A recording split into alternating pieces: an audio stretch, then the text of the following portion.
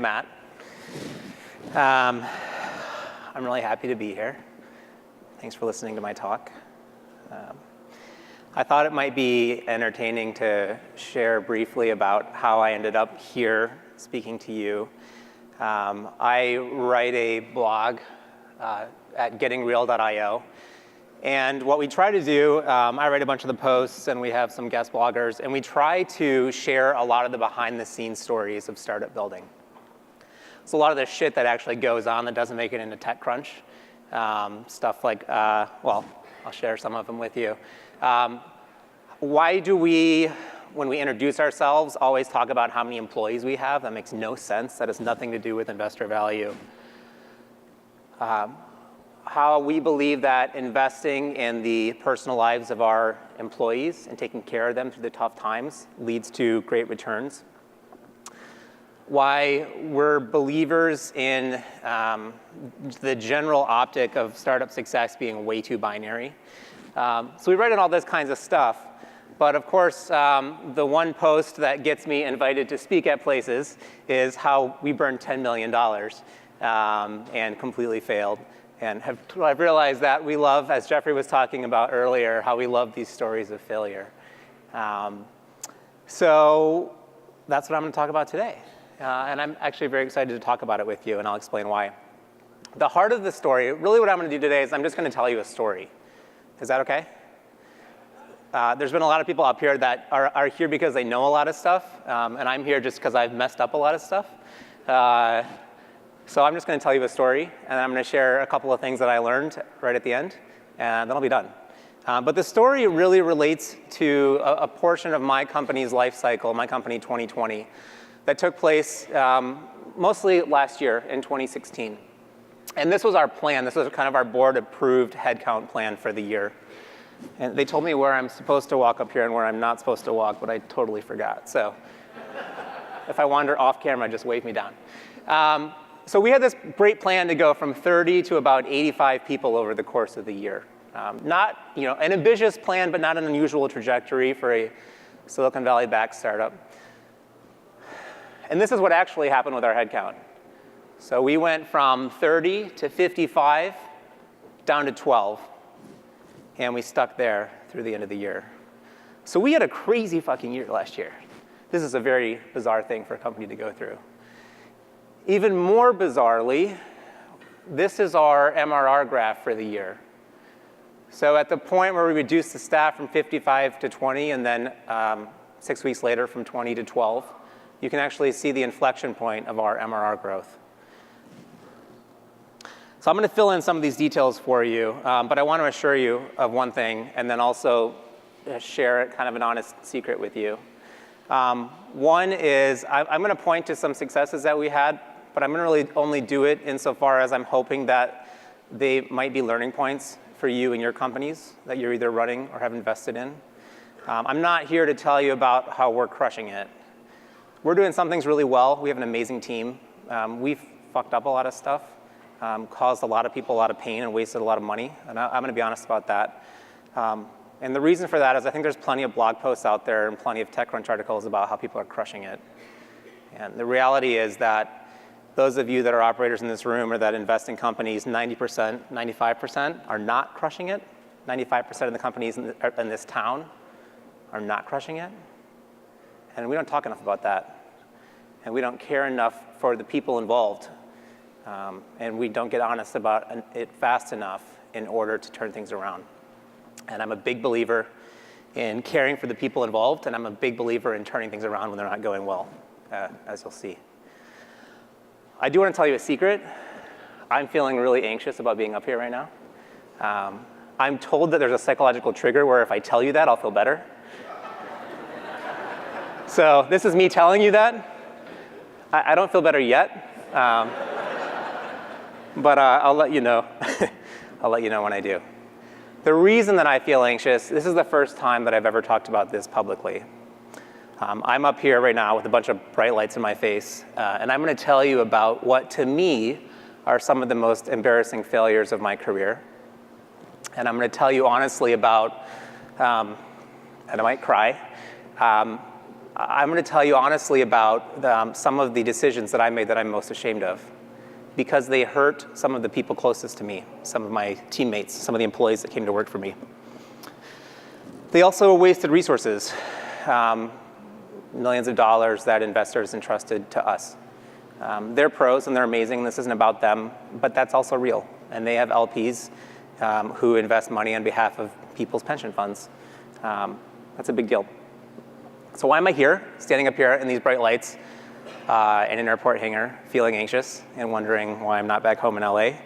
I'm here because I really believe that this stuff is important. I deeply believe that this town is, in fact, full of companies that are not killing it, full of companies that are not living up to their potential because there's not enough of a climate and environment here in Silicon Valley to be honest about this stuff, but there could be. And if we're willing to be honest about this stuff and talk about the hard stuff that we're going through, if we're willing to change the culture of Silicon Valley and startups and make it a place where we can share openly things like data, things like personal experiences, things like the human trauma of going through all of the ups and downs of building something from nothing, we'll be a better place. Our people will be healthier, our families will be healthier, our leaders will be healthier, and just from a pure economic perspective, more companies will succeed. So let me press ahead. I'm going to give you a little bit of context. It's going to feel like a 60-second advertisement for my company, but I bought a plane ticket to come here, so I'm going to advertise to you and also give you a little bit of context. So 2020 is a company that serves a lot of leading brands and agencies, a lot of the leading startups in this town are customers of 2020. What we do is we provide an authentic, real-world alternative to traditional stock photography. So if you need imagery for social media, content marketing, mobile advertising, we can give you content that will better align with your brand and drive much better performance across social media and advertising, leading to a better ROI. We built this because we were customers of stock photography and we were using services like this and realized that for most of today's emergent use cases, this was just kind of shitty and looked staged and didn't drive any kinds of performance. So we solved this by turning to mobile. So rather than sourcing from professional photographers doing these staged photo shoots, we source from people like you. People that got into photography because they got their first mobile device and are into capturing the world around them. We've built out a photographer base of 350,000 photographers all over the world that add content to our system. And the result is vibrant, authentic content that performs really well. So that's what we do. Let me give you some chronology here, and then I'm going to dive into the story that I promised you. And the story is going to focus mostly on last year and somewhat the year before, just kind of setting things up. But let me give you just a little bit of brief background. So let me rewind to about 4 years ago and tell you where we came from, because that's going to explain the mindset that we took into building this company. And I think it's a very pervasive mindset. And it's a mindset of tremendous pressure on growth, tremendous self-inflicted pressure to move fast and to outpace really reasonable expectations, but outpace what you see everyone else doing in TechCrunch. So we started in the photography space with a product that you may know called InstaCanvas. It was a very popular product. It grew from 0 to about $1 million in revenue in about 6 months. Kind of crazy early life of a product. What we would do is we would allow you to sell your Instagram photos as a variety of physical products. Cool concept. Consumers loved it. Had great early traction. Really flatlined after that, and we had a hard time growing it. What we had to show about a year and a half in, and having raised about 1.7 million or so, was we had this engaged photographer community, and we had captured the imaginations of people that were capturing photographs on mobile.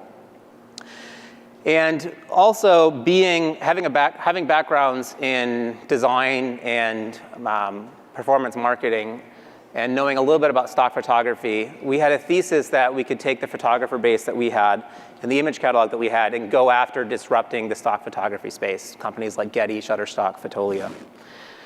And so with that end, we went out and raised a Series A. This was a different time. So we raised about 3 years ago. It was, I think June of 2014. We raised $8 million at a 40 post with no revenue, no customers. We had a lot of photos and a lot of photographers. So we had the supply side very solved on a two-sided marketplace. And thus begins the mindset of, oh my God, we need to go fast. We have $8 million in the bank. We look at how much people have kind of invested in us, entrusted us to go out and build something big. And so that's kind of the mindset we went into this thing with. It took us about 6 months, the latter half of 2014, to build out kind of the bare bones of the licensing service. So to go from this consumer-facing product to something that you as a business could actually come in and license photos. We launched that publicly in February of 2015. And it took us a couple of months, and I can remember my head of growth and I on the phones doing everything from cold calling creative directors to sending cold emails and buying ads on AdWords to try to figure out who's going to buy this, who's going to use it, who our early adopters going to be. But a couple months later, we had our first dozen customers really kind of actively using the product, and we felt like we had an early understanding of who the early adopters were going to be and how to reach them. Hired our first couple of salespeople, and we felt like we were off to the races. So things continued to work. We had 2 salespeople that about 8 or 12 weeks in were both pacing for 30 to 40K a month in bookings, which anybody in here run sales teams? So that's pretty good. That's enough to know that you're returning cash back to the business and starting to scale at an interesting rate. So we poured the heat on. And we scaled a sales team faster than most any sales-driven startup in the United States. We didn't know that at the time, but we did. And we grew that team from 2 to about 12 over the course of that next 6 months, and then from 12 to 35 the next 5 months after that. And that's a tremendous amount of scaling for a company that's coming from zero, right? So by Q1 of 2016, the company had grown to 55 people. 35 of those people were salespeople. So a company that had been product and engineering in its DNA early on, now all of a sudden you've got a company that's over 50% sales. And why? Why did we do this? Again, it goes back to that self-inflicted huge amount of pressure for growth. And we have amazing investors. We're very fortunate to have had at each funding stage a selection of people that were interested in being involved in the company.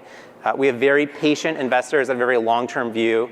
I want to emphasize that this pressure for such rapid growth, it came from me, frankly, as the founding CEO.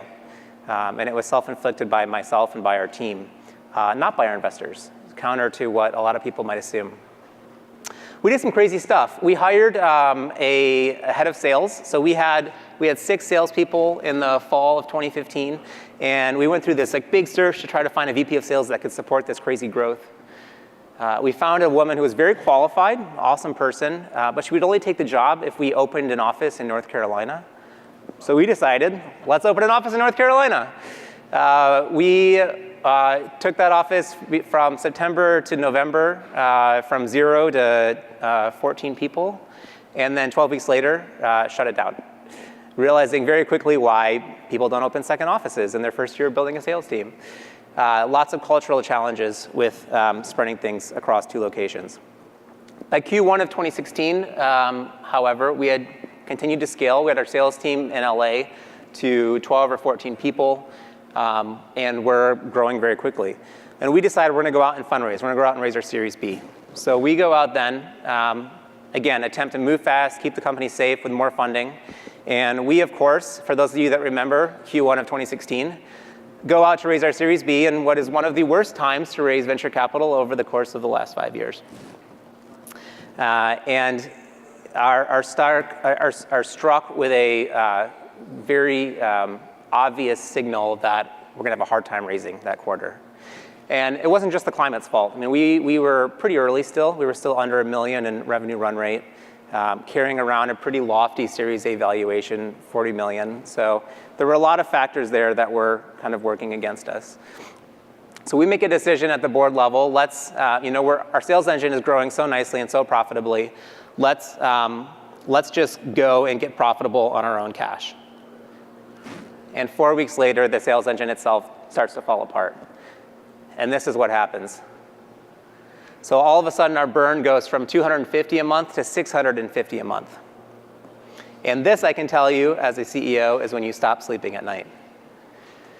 So we wake up in April, and again, because we're so heavy on humans and because we're growing with the sales team, all of a sudden our burn falls through the floor when our bookings fall through the floor. And actually, before I jump to that, a couple of quick lessons learned here on things that wish we'd done differently as we were going through that scaling phase. So one, we were over-reliant on a couple of marketing channels and massively over-invested in sales leadership and sales processes. So when you're doing what we tried to do, when you're going from a dozen salespeople to 35 in the course of a quarter and trying to implement Salesforce and all kinds of other stuff, the idea of slowing down to really lay the foundation for that is big. So we got to a point in June, we're continuing to burn 500 to 600K a month, and it becomes very obvious that we're not going to be able to turn this thing around fast enough. We have 55 people. Morale is going through the floor. We're not bringing in revenue. We're not closing. And this is our leadership team on a Sunday in our office in LA, creating a new plan. And what we decided to do is we made a pretty radical decision to take the team from 55 to 20. We cut sales from 35 to 5. We decided that we had some signal on people buying our product directly in a self-service fashion, but not a lot. That was kind of the best signal we had to go and test on. And then we were going to test enterprise sales. So we realized for sales cohorts where people were closing bigger accounts, the numbers worked a lot better still. So we kept our best 5 salespeople and put them only on big accounts. Taking a company, for those of you that haven't done it, cutting a company in half, or at the end of the day by 80%, is one of the most painful and I would say like shameful things that you can do as a founding CEO. There's a human side of this that, as I'm showing you the numbers, is really hard to convey. We got just slammed on Glassdoor. So this is an example of a comment from one of our young SDRs, I think, who left the company. And I won't read the whole thing to you, but that top concept, don't apply here, you can do better. This person is completely right. We could have done better. I'm going to share with you there are some bright spots here on where we landed and the company turning around for sure. But we could have done this stuff way earlier. If we had slowed down earlier in the process, we could have saved so much money. But more importantly, we could have saved the career experiences of dozens of people. And this is a lesson that I will carry around with me for the rest of my life as a CEO. We had so we cut the team from 55 to 20, and the next couple of weeks, we built out the first version of that self-service engine and ran the very first test and had the craziest outcome. The first 2 weeks that self-service engine was up and live, that engine outsold our entire 35-person sales team. So we brought in more revenue in August than we had in our best months prior to that. At that point, we also went deep on our services. Our services effort, we had a 5-person services team, and as we got into the data, which we should have done months before, what we realized was it didn't matter how much time a human spent with a customer. So Apple's a customer as an example, and we had a dedicated rep for them. It didn't matter, it had no impact on the NPS scores of those customers or the retention of those customers. So we hadn't taken the time early on to really understand the impact of the human effort we were expending. At this point, 4 weeks after we made the initial cut, we sat again with the executive team and said, we have clear data that self-service is the future of this business, at least for now. That services isn't returning the effort that we're putting into it. And we made the very difficult call to cut the headcount again from 20 to 12, leaving us with only engineering and growth marketing. And the results, I'll show you the results in a minute of where that's left us. But I want to share a few key learnings, and I only have a couple minutes left here. So as we look back, and now we're at a point where, I'll show you the revenue numbers in just a moment. The company's in a healthy spot. We'll be profitable at the end of this year. We've gone from under $1 million in revenue a year ago to $3 million now. We'll be at $5 million at the end of this year. We've figured out how to make this thing work.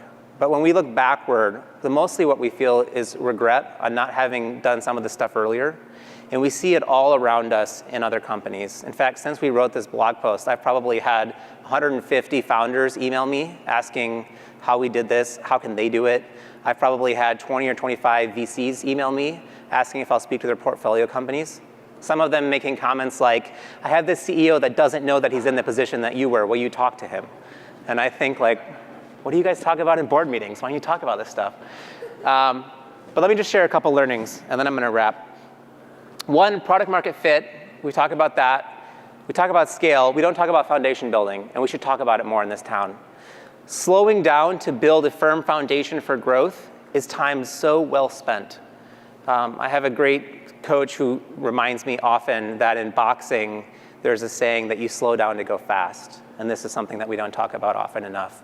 Test major strategic alternatives early. So we knew all along that sales was just one channel. And there's this idea in lean startup that is largely correct, that you test in a serial fashion, and you test until you invalidate, and then you run another test. But when you're investing millions or tens of millions of dollars in the careers of dozens of people, sometimes it's important to test multiple things so that you can evaluate alternatives. Take time to look for the trail. I was backpacking a couple of months ago by myself with my dog, and we spent 2 hours, like we thought we were on the trail, and we're just like bushwhacking through this river and just exhausted. And then this other hiker, like 20 meters to my right, just comes bounding down the trail. And I was like, fuck. And we walked over there, and sure enough, there's a wide open trail, and we walked back the next day in half the time. This same thing happens with startups. It's so easy to get heads down, and it happens to operators, and it happens to board members. It's so easy to get caught up in the problems you're facing, and there's so much benefit to slowing down and actually giving the team time to think about, are there paths that we're not looking at that are faster to get us to whatever the next milestone is, whether it's product market fit, foundation building, or scaling. I wish we'd considered the fully weighted cost of all of our decisions earlier on. So I talked about this in the context of our services team, but this happens all the time in venture-backed startups. You feel flush with cash, you feel all this pressure for scale, and you're not evaluating fully weighted costs. There's this common concept of doing things that don't scale, and there's great logic behind that in the really early stage, but when you start to scale at all, it's so easy to miss the expenses that you're undertaking to support that, and you're putting your team and your investors at risk. And the last thing, in boom markets, I wish that, and I always will in the future, I wish that we'd lived on half the money we raised. We went out to raise, for our Series A, we were trying to raise $2.5 million, we raised $8 million. We spent it all. You think I wish that we could go back and say, all right, we're going to spend $3 million to figure out how to get this thing to scale mode. And if we figure out great return growth channels on the way, we'll put more dry powder in. When I can remember going through these rounds of financing and hearing these stories of founders who had gone through this before and thinking we're not going to be a cautionary tale. And I'm very thankful that we've kind of been able to internalize this stuff as quickly as we have and kind of turn this thing around. But big lessons there for us and how we wish that we could go back and do this again. We're now at a point today, and I know this has been a little bit quick, and I'm going to wrap here because my 20 minutes are up. But I want to share kind of where we're at today, mostly as a beacon of hope. I know there are probably a lot of operators in this room who are sitting in a similar position, where cash is harder than you thought it was going to be, growth isn't as fast as you thought it was going to be, your team morale sucks, your board's pissed, you think you're going to get fired, or for those of you that are investors, that you've got a portfolio where 80% of the companies aren't quite doing what you thought they would do when you invested. More of these can be turned around faster than we think. And mostly what I tell people when they call me is, this is not an easy road, but there is hope, and there is hope to tremendous growth. If you invest in the right things first. So we're at a point now, again, we're about $3 million in revenue and growing quickly. We've accelerated new revenue growth every month since we made the changes. I share this, again, because there's a path to turning this stuff around. We're still 12 people, same team that we were in August when we went through all of these changes. For those of you that are sitting there thinking like, great, this is one-off story, but my company feels a lot more fucked than this, we actually wrote a post just for you. And the reason that we wrote this was because when we wrote the first post, and of course it was like my worst nightmare. It was my first post about like my biggest failures in life, and it was the one thing that went super viral, and like everyone in Silicon Valley read it and tweeted it. But then the good thing was that we got these hundreds of replies of people that were going through similar things, and they wanted the details. How did you turn the team around? How did you think about the testing infrastructure? And on and on. So we've actually done a series of posts, and this was the first one, that actually gets into some of the grit of how we made these changes. And I believe that a lot of it, it's not perfectly applicable to every situation, but there are a lot of shared things that do relate to how you get teams of humans to turn around and stick together and do the hard work. This is my personal email. I love talking about this stuff. The idea of helping high-impact leaders see hope to turning this stuff around, and helping investors get aligned with operating teams to make these changes happen has become a major area of passion for me. If I can be helpful, please email me directly. Thank you so much. I really appreciate your time.